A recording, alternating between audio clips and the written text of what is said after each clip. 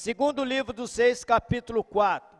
Certa mulher, que era viúva de um dos membros de um grupo de profetas, foi falar com Eliseu e disse: o meu marido morreu. Como o Senhor sabe, ele era um homem que temia Deus, o Senhor. Mas agora, um homem a quem ele devia dinheiro, veio para buscar os meus 2 filhos, a fim de serem escravos, como pagamento da dívida. Eliseu perguntou: o que posso fazer por você? Diga, o que é que você tem em casa? Não tenho nada, a não ser um jarro pequeno de azeite, respondeu a mulher. Eliseu disse: vai pedir que os seus vizinhos lhe emprestem muitas vasilhas vazias. Depois, você e seus filhos enchem em casa, fechem a porta e comecem a derramar azeite nas vasilhas, e vão pondo de lado as que foram ficando cheias. Então, a mulher foi para casa com os filhos, fechou a porta, pegou o pequeno jarro de azeite e começou a derramar o azeite nas vasilhas, conforme seus filhos iam trazendo. Quando todas as vasilhas estavam cheias, ela perguntou se havia mais alguma. Essa foi a última, respondeu um dos filhos. Então o azeite parou de correr. Ela foi e contou ao profeta Eliseu. Aí ele disse: venda o azeite, pague todas as suas dívidas, ainda vai sobrar dinheiro para você e os seus filhos irem vivendo. Posso ouvir um glória a Deus? Então, querido, quando eu estava meditando nesse texto, e eu confesso que o pastor Eduardo, ele já havia me falado sobre esse dia, já uns 15 dias atrás, e eu havia me esquecido. E ontem à tarde ele me mandou uma mensagem, dizendo que eu iria ministrar hoje pela manhã. Mas nós sabemos que a Bíblia nos ensina que nós devemos meditar na palavra todos os dias, durante o dia e a noite. Então a gente está sempre meditando em alguma coisa. Nós que somos ministros, né, sempre nós estamos meditando em alguma coisa, sempre em sintonia com Deus. E ontem à noite me veio essa palavra ao coração. E eu me lembrei desse texto. Um texto que traz muito aprendizado para nós. E nós lemos um texto que fala de uma viúva, uma mulher que, segundo os estudiosos, aqui no texto não fala quem era o marido desta mulher, mas segundo estudiosos, o marido dessa mulher se chamava Obadias, e Obadias ele servia no reinado de Acabe. E a história diz que Obadias, ele ficou devendo dinheiro para Acabe, ele tinha uma dívida com Acabe. E aí, certa vez, esse servo de Acabe, ele veio a falecer, e a dívida ficou. E a história diz que agora, eles queriam tomar os 2 filhos dessa mãe, para poder escravizá-los, em troca do pagamento dessa dívida. Imagina, querido, imagina o sofrimento dessa mãe, imagine a angústia dessa mãe, porque para nós, né, os filhos é um presente de Deus, sim ou não? É o bem mais precioso que nós temos aqui nessa terra. Imagine você mãe, você pai, alguém chegar para você e fala que vai tomar os seus filhos. Imagina. E a Bíblia não relata quanto tempo durou, né, essa história, mas eu acredito que isso não aconteceu do dia para a noite. Eu acredito que essa história, esse relato, aconteceu durante um certo tempo. Agora imagine as noites desta mãe. Imagine o sofrimento dessa mãe, porque ela estava prestes a perder os seus 2 filhos. Mas, querido, uma coisa que nós precisamos entender, que existe um Deus, que Ele sempre cuida de nós. Um Deus que Ele está sempre presente em nossas vidas, de forma manifesta. E essa mulher, ela lembrou do profeta, e ela foi até Eliseu, e relatou para Eliseu tudo aquilo que estava acontecendo. E Eliseu faz uma pergunta para ela: o que você tem em casa? O que você tem em casa? E aquela mulher, ela disse assim: olha, eu não tenho nada, senão uma botija de azeite. E nós sabemos, querido, que naquela época, o azeite, ele representava a presença do Espírito Santo. Hoje não, hoje o Espírito Santo, ele habita dentro de nós, sim ou não? Mas naquela época, o azeite era uma coisa muito valiosa. E aquela mulher tinha algo muito valioso dentro da tua casa, mas ela não tinha conhecimento da preciosidade que ela tinha nas suas mãos. E hoje acontece com a igreja nos dias atuais. A igreja, ela se esqueceu daquilo tão precioso que ela tem nas suas mãos. E é por isso, querido, que há tanto sofrimento dentro da igreja. É por isso que há muita angústia dentro da igreja. E é por isso que há muitas pessoas dentro da igreja vivendo uma vida de derrotados. Porque não tem conhecimento da preciosidade que está nas suas mãos. Então Eliseu vira para aquela mulher e fala assim: olha, faz o seguinte, você vai com teus filhos para a tua casa, vai nos vizinhos, pede vasilhas vazias emprestadas, entra para a tua casa, fecha a porta, pega essa botija de azeite e começa a derramar sobre as vasilhas. E assim essa mulher fez. Ela entrou para sua casa, fechou a porta com seus 2 filhos e começou a encher as vasilhas. E a história diz que aquele azeite começou a derramar sobre as vasilhas até encher todas as vasilhas. E quando ela pergunta para os filhos: tem mais vasilhas? E um dos filhos fala: não, acabou. E o azeite parou de cessar. E aquela mulher agora vai até o profeta e fala para o profeta: e agora o que eu faço? Ele diz: vai, vende todos esse azeite e viva você e os teus filhos com o restante. Ela vendeu o azeite, pagou as dívidas e o que sobrou serviu para sustentar ela e os seus filhos. Pastor, aonde o senhor quer chegar com isso? Tema da mensagem: o que a religião faz com a igreja?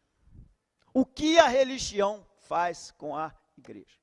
Veja bem, querido, os credores do marido daquela mulher queria tirar os seus filhos para escravizá-los em troca do pagamento da dívida. É isso, querido. É isso que a religião está fazendo com a igreja nos dias atuais. Porque a religião, querido, ela mais atrapalha do que ajuda.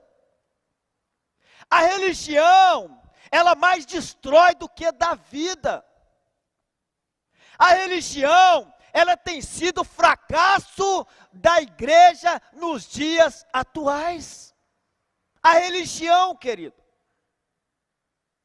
Veja bem, a primeira coisa que a religião está fazendo com a igreja nos dias atuais, está tirando a identidade da igreja. No Evangelho de João, no capítulo 1, versículo 12, 11, 12, a Bíblia diz assim, olha, eu vim para os meus, mas os meus não me receberam, mas todos quanto o receberam, Deus deu-lhes o direito de ser chamados filhos de Deus. A saber, aos que creem em meu nome. Querido, tem muita gente dentro da igreja que esqueceram que são filhos de Deus e acaba vivendo uma vida como escravos dentro da igreja. Ah, pastor, mas eu aprendi que quando a gente se afasta, quando a gente erra, quando a gente sai da igreja e volta para o mundo, a gente deixa de ser filho. Não, querido. Isso é mentira da religião. Uma vez filho, para sempre filho. Não tem essa. Uma vez filho, para sempre filho. Mas o que acontece, querido, que tem muitas pessoas dentro da igreja que estão se relacionando com Deus como um simples Deus. Mas não, querido. Um filho, ele tem que relacionar com o pai como um pai. Então a igreja está se relacionando mais com Deus como um Deus do que como um pai. Porque isso a religião faz. A religião, ela se relaciona com Deus como Deus. Mas nós que somos filhos, nós relacionamos com Deus como um pai. E vai ser sempre o nosso pai, querido. Lembra da história do filho pródigo? O que ele fez? Ele sai da casa do pai, pega toda a sua herança, vai para uma terra longínqua, gasta tudo que ele tem, curte a vida, vai para o pagode, vai para o funk, vai para o forró, e arruma a mulherada, mas aí acabou o dinheiro, o que ele pensou? O que ele lembrou? Do pai. Eu tenho um pai, e na casa do meu pai, tem muitas riquezas. E até os trabalhadores do meu pai, eles estão vivendo melhor do que eu. O quê?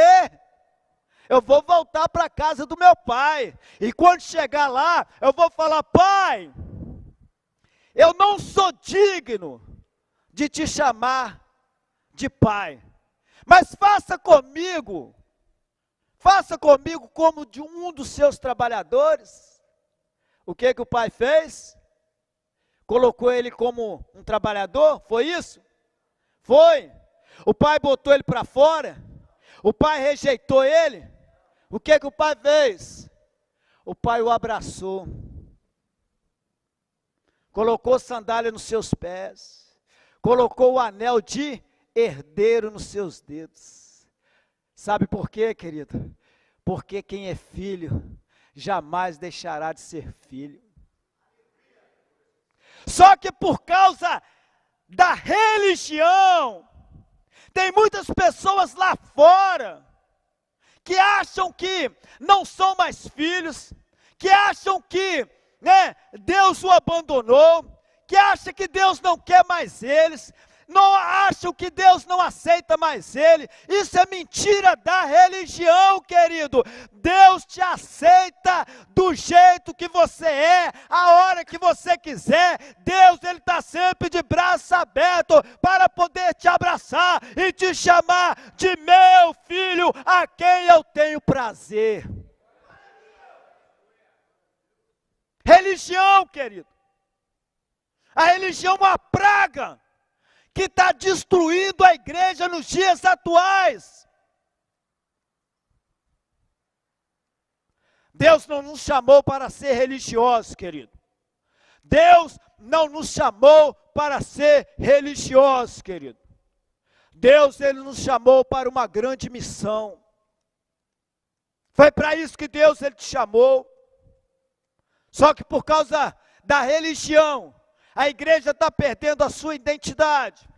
Por causa da sua religião, a igreja, por causa da religião, a igreja esqueceu quem ela é na face da terra. E é por isso que muitos estão sofrendo. É por isso que muitos estão aí cabisbaixo. É por isso que muitos aí não conseguem prosseguir na sua caminhada. É por isso que muitos se afastaram. É por isso que muitos saíram. Por quê? Por causa da religião. Ensinamento errado, querido. Ensinamento errado. A religião. Quer ver outra coisa aqui?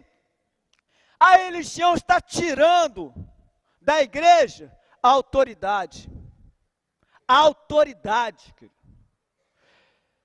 Quando a Bíblia diz em Lucas capítulo 10, versículo 19, a Bíblia está dizendo o seguinte, Lucas capítulo 10, versículo 19, eis que te dou poder e autoridade para pisar em serpente e escorpiões, e toda a força do mal, e esse nenhum dano lhe causará. Agora eu te pergunto, querido, a Bíblia está dizendo isso para as pessoas lá fora? A Bíblia está dizendo isso para os perdidos? É, querido. Para quem que Jesus, ele disse isso? Para quem foi dado poder? Para quem foi dada autoridade, querido? Hein? Para quem? Para a igreja. Vira para o teu irmão e fala, esse poder, autoridade foi dado para você. Foi dado para nós, querido. Foi dado para nós. Agora, o que tem de crente dentro da igreja, gemendo como se fosse um pobre coitado? Ô céus, ô terra, e agora? Quem poderá me defender? Que isso, querido? Que isso? Uma igreja amedrontada. Eu sempre digo que tem muitos dentro da igreja que está igual peru de Natal, morre na véspera. O problema nem aconteceu, já está se escabelando, já está chorando pelos cantos, já está desesperado. Ei! Entenda quem você é, querido. Você é a igreja, você representa a igreja aqui na terra, aonde você estiver, você é a maior autoridade presente naquele lugar. Você é a maior autoridade, querido. Não é o governador, não é o presidente, não é o deputado, não é o vereador. É você a maior autoridade estabelecida por Deus aqui na terra. Porque você representa a igreja do Senhor Jesus nessa terra.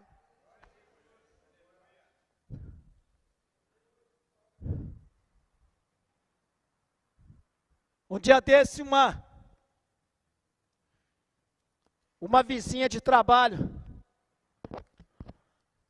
foi lá na loja e falou comigo assim, Clodoaldo, ora pela minha filha. porque ela está numa gravidez de risco. Ela está internada. E tem uma veia que parece que alimenta a criança. E os médicos falaram que ela vai ter que ficar internada até ela ganhar o neném. Eu falei, falei para ela, não vai não, porque a última palavra ela é do Senhor, e eu profetizo em nome de Jesus que ainda esse mês ela vai estar em casa. Só que eu falei, querido, e não sabia que Deus era mais rápido que eu. Naquele mesmo dia à tarde, a menina já estava em casa. Sabe o que é isso, querido? Autoridade, querido. Autoridade. Essas coisas que a igreja precisa entender, autoridade. Aonde você estiver, querido, você é autoridade. Não permita que o diabo faça festa. Aonde você estiver, abra a tua boca, declara, profetiza, determina que vai acontecer.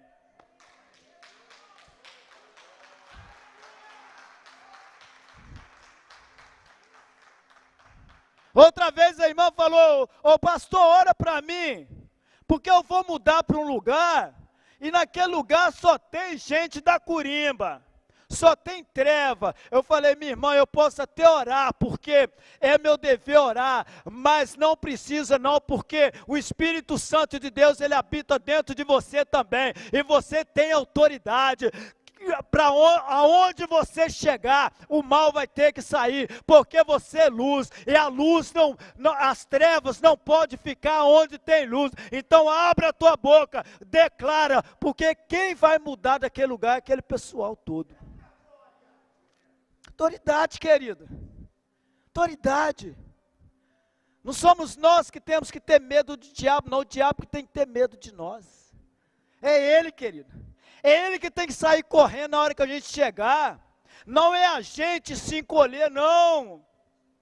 Não é, querido. Porque existe uma autoridade sobre as nossas vidas. Quer ver só uma coisa? Tiago, capítulo 5, 17 e 18, fala assim, que Elias, ele era semelhante a nós. Semelhante a quem, querido? Semelhante a quem, querido? A nós. E Elias orou para que não chovesse na terra, e durante 3 anos e meio não houve chuva. Depois Elias orou novamente, e caiu chuva do céu. Aí você pega lá o texto de Elias contra os 450 profetas de Baal. Elias ora e desce fogo do céu, querido. Agora a Bíblia está dizendo que Elias, ele era igual a mim e a você, querido. Isso quer dizer o quê? Se Elias usou a autoridade e operou muitos milagres, isso quer dizer que eu e você também podemos usar essa autoridade e manifestar a glória de Deus nessa terra. Nós podemos, querido, tem autoridade sobre as nossas vidas. Essa autoridade está sobre a tua vida. O Espírito Santo, ele não habita somente dentro do pastor, não. Ele habita dentro de você também. Entenda isso, querido. Aonde você for, aonde você estiver, o Espírito Santo está dentro de você. O que você precisa é usar essa autoridade, é abrir a tua boca, é profetizar, é declarar, é determinar, querido, e crer que vai acontecer.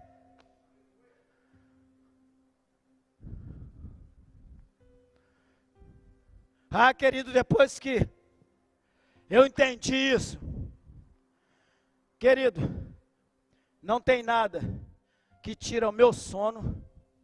A minha esposa fala, você dorme demais, querido. Durmo mesmo. Ela fala, você dorme muito rápido, você deita e dorme. É que eu gosto de desligar a tomada, deitou, dormiu. sabe? Não tem nada que tira meu apetite, nada, querido. O diabo não tem essa autoridade de me deixar preocupado, de me deixar sem fome, de me deixar desesperado. O diabo não tem essa autoridade não, querido. A Bíblia diz que aquele que está em nós é maior do que o que está no... Aquele que está em você é maior do que todas as coisas que está nesse mundo. E quando eu estou trabalhando, querido, às vezes eu perco uma coisa lá muito importante, às vezes o cliente é chato pra caramba. Já viu essas pulseirinhas que prende a canela da sandália? Aquilo é danado para cair, cara. Nada para cair. E aquilo às vezes some. E eu procuro, não acho. E torno a procurar, não acho. Aí eu falo, Espírito Santo, o Senhor sabe onde está. Eu não vou me preocupar mais não. Daqui a pouquinho o Senhor vai me mostrar onde está. Querido, é fatal. Daqui a pouco eu estou nem procurando. Eu acho aquilo que eu precisava. Sabe o que é isso, querido? É você entender quem é o Deus que você serve, querido. É relacionamento com Deus, é intimidade com Deus, querido.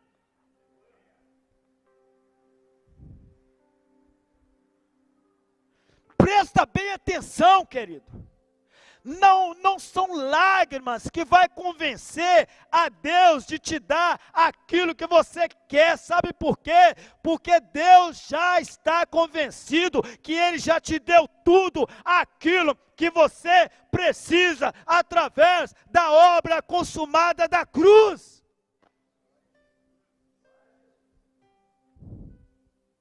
Você deve chorar sim, derramar lágrimas, querido, mas em adoração, em gratidão, por aquilo que Deus já fez na tua vida. Chore mesmo, mas chore na presença de Deus, em forma de gratidão, Senhor, gratidão, gratidão, querido. Se tem uma coisa aqui, eu sou muito grato a Deus. Às vezes eu estou andando pelas ruas, aí eu começo a fazer uma reflexão a respeito do meu passado, quem eu era, o que Deus já fez por mim. Queridos, faça isso. Lembre-se daquilo que Deus já fez por você. Lembre-se que você é uma pessoa que tinha tudo para ter dado errado. E porque deu errado, agora você está aqui, e agora não está mais errado, porque Deus consertou aquilo que estava errado, agora está tudo certo com você. Dá para você entender, querido? Isso é gratidão. Às vezes quando eu estou no meu TSD, eu falo, Senhor, gratidão. Eu não quero que o Senhor faça mais nada na minha vida, porque o Senhor já fez tudo. O Senhor já fez tudo. Eu já estou realizado. Eu já estou feliz. Sabe? Isso é você entender quem é o Deus a qual você serve. Então, querido, entenda a autoridade que está sobre a tua vida, querido. Entenda. Quem não veio, ou quem não tem vindo nos cultos de terça-feira, querido, venha e veja com os teus próprios olhos o que Deus está fazendo neste lugar, através do pastor Gamonal. Os grandes milagres que estão acontecendo aqui, neste lugar. Sabe por quê, querido? Porque o pastor entendeu quem ele é em Cristo. O pastor sabe da autoridade e o poder que está sobre a vida dele. É isso que você precisa entender, querido. Agora eu te pergunto, Deus, ele só usa o pastor Gamonal? Deus, Ele pode usar você? Pode. Ah, pastor Gamonal, tem um demônio manifestado aqui em casa, vem cá expulsar esse demônio. É assim, querido? Hein? Só quem expulsa demônio é o Gamonal, é eu, o pastor Márcio? Não, querido. Você também tem autoridade para expulsar demônios. Hein? Porque Marcos 16 diz isso. Marcos 16, Jesus disse, em meu nome, expulsarão demônios, falarão novas línguas, imporão as mãos sobre os enfermos e eles serão curados. Se você ler lá o texto não está dizendo que é só os pastores. Essa palavra não é só para os pastores. Essa palavra é para a igreja, querido. Mas tem crente que tem medo de demônio. Tem ou não tem? Tem ou não tem? Tem ou não tem? Tem muito crente que tem medo de demônio. Tem.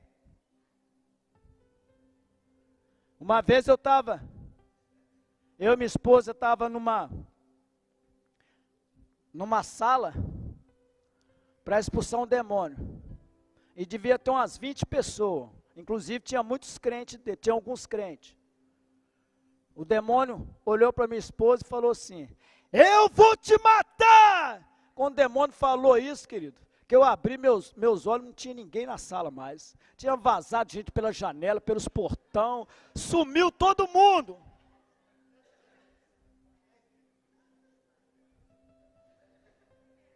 Por que quando o demônio manifesta, tem muito crente que manda chamar o pastor? Porque ele não tem coragem, não sabe da autoridade que está sobre a vida dele.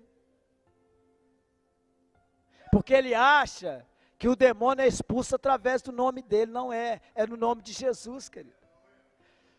É o nome de Jesus que tem poder, querido. É o nome de Jesus, entenda isso.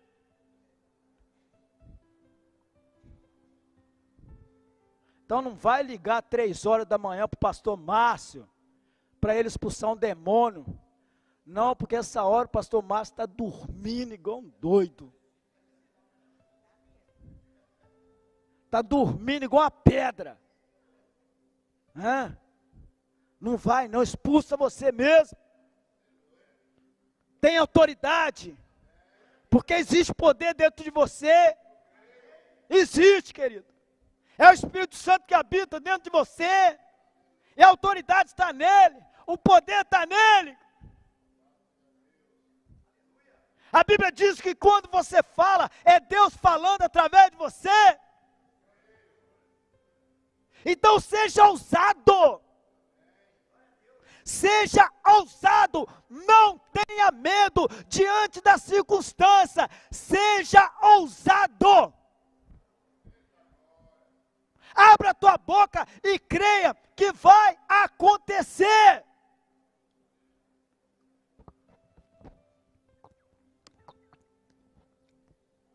Porque esse é o papel da igreja, querido.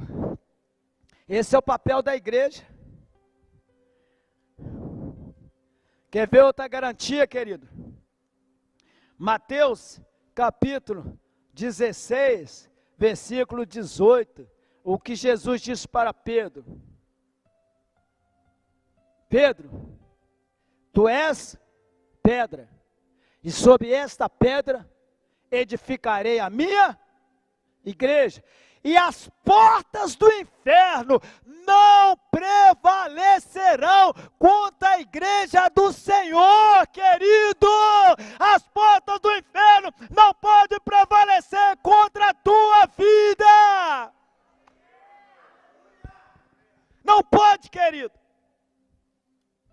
Não pode. Para nós encerrarmos, querido. Terceira coisa aqui. A religião, ela tem ensinado errado para a igreja. Você tem que pagar o preço. Quantas vezes, querido, Quantas vezes você aprendeu isso? Hã? Você tem que pagar o preço. Ah, você quer ser salvo? Então tem que pagar o preço. Aí a gente pega Efésios 2:8 e arranca da Bíblia e joga fora. Pela graça sois, mediante a, isso não vem de, é dom de, dom é o quê, querido? Presente. Presente de Deus para sua vida. Aí, a vida toda nós aprendemos que nós tínhamos que pagar um preço pela nossa salvação. Aí ficava igual um maluco, tentando pagar o preço para ser salvo. Olha o que a religião faz com a igreja, querido. Aí sabe o que acontece? Muitas pessoas não suportaram o peso de ter que pagar o preço. Aí o que eles fizeram? Deram linha na pipa, como fala a juventude aí. Saíram, foram embora, porque não aguentaram, querido, cansaram. Porque a tendência de quem cansa é parar. Cansaram, querido. Entenda bem uma coisa, querido. O que você faz ou não, isso não tem nada a ver com a sua salvação. A salvação é pela fé, é pelo crer. Se você crer, você será salvo, querido. Será salvo. Não é merecimento, é graça, querido. É graça. Independentemente daquilo que você faz ou não, Deus, Ele te ama da mesma forma. Você errou, Deus te ama. Você pecou, Deus continua te amando. Você se afastou, Deus continua te amando. Deus, Ele continua te amando, porque o amor de Deus, Ele é incondicional. Sabe por que muita gente não volta para a igreja, querido? Porque eles acham que Deus não ama eles mais. Eles pensam que eles não têm força para voltar. Que bom, né, querido? Que bom que eles pensam assim. Só que eles não sabem é que o poder de Deus, ele se aperfeiçoa nas nossas fraquezas. Que não é pela nossa força. Não é pela nossa força, querido. Aí por isso que muitos não voltam. Porque eles acham que é pela força deles, e não é. Não é, querido. É pelo amor de Deus, querido. É pela graça de Deus. É por isso que nós somos salvos, querido. Não tem mais que pagar o preço. Por que que não tem que pagar o preço, querido?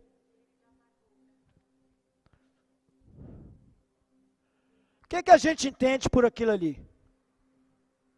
Está consumado. O que você entende por aquilo ali? Está consumado. Hein? Hein, querido? Hein?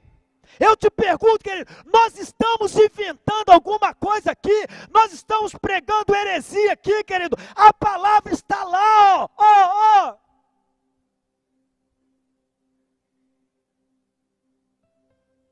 Está lá, querido. Está consumado.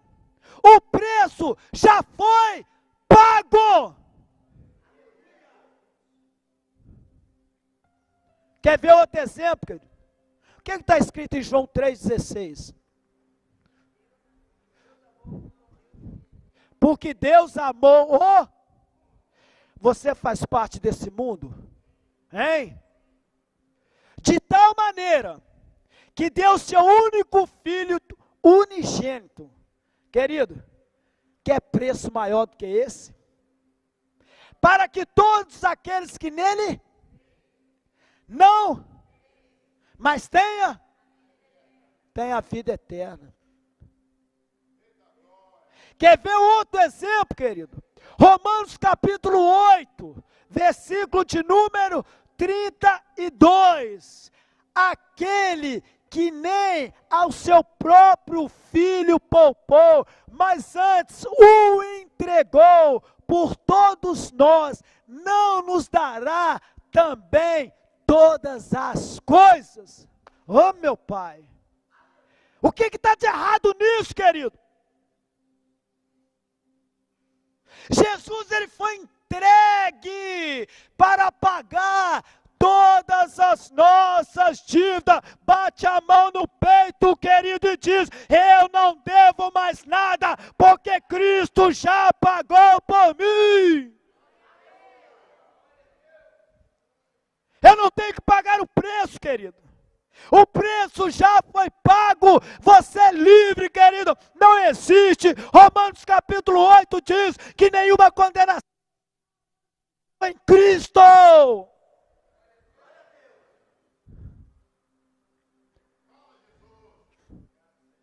Tem até um hino, querido, que diz que sei que foi pago um alto preço.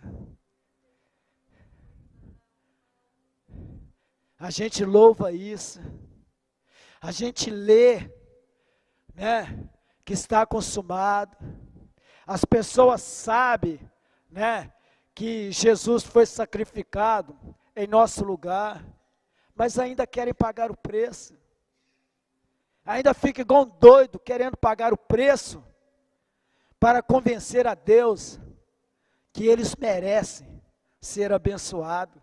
Enquanto a Bíblia nos ensina que nós já somos abençoados. A Bíblia nos ensina que nós já somos vencedores, sim ou não? Mais do que vencedores. Por que até hoje a igreja está em busca da sua vitória? Hein? Por quê, querido? Por que tem muitos que ainda estão em busca da tua vitória? Hein? Por que tem muitos que vão lá para o monte buscar a sua vitória? Não que seja errado que ir para o monte. A motivação que é errada. A motivação que é errada. Como o pastor Gamonal fez. Eu vou fazer jejum de 21 dias, jejum de Daniel, para receber o meu milagre. Não que seja errado, querido, mas a motivação que é errada. E ele explicou que o jejum é para nós, é para melhorar o nosso relacionamento com Deus, aumentar a nossa fé. Jejum é para isso, querido.